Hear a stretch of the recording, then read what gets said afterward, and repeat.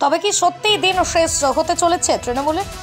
ভরা সম্মেলনে তৃণমূলের বিরুদ্ধে পঞ্চায়েত ভোট লুট করার তীব্র প্রতিবাদ জানালেন বিজেপি সাংসদ। সামাজিক সম্মেলনে নিজ বক্তব্যে বিধায়ক গৌতম পালকে করণদিঘির শাহেনশা বলে কটাক্ষ করলেন রায়গঞ্জ সাংসদ দেবশ্রী চৌধুরী।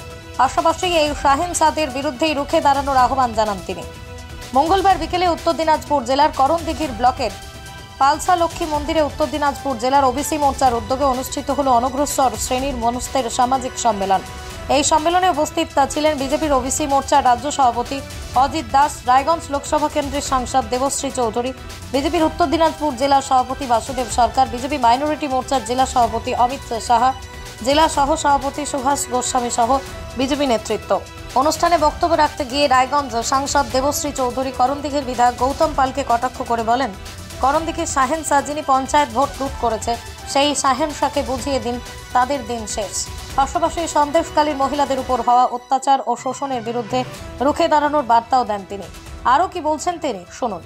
দিদি এবং যারা দিদির গার্জিয়ান আছে সবাইকে আমি বলছি, পশ্চিমবঙ্গের একটা সন্দেশ খালি হয়নি।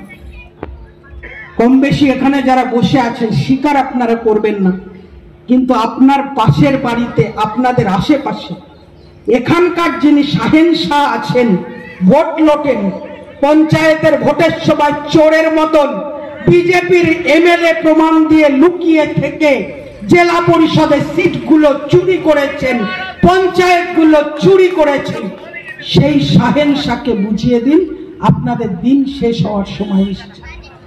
তারা আপনাদেরকে যে ভাষায় কথা বলে, আপনাদেরকে আশ্বস্ত করে বলছি, আপনারা ওই ভাষাতেই উত্তর দেয়া শুরু করুন।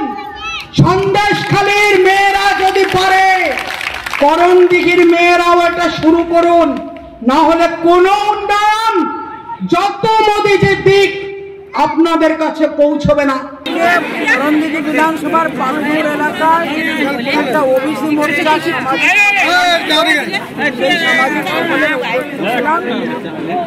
এটাই কার্যক্রম ছিল। বিভিন্ন গোষ্ঠী, মাইনরিটি, মহিলা, ওবিসি সবার জন্য আমরা সম্পর্ক লাগাতার সম্পর্ক চলছে।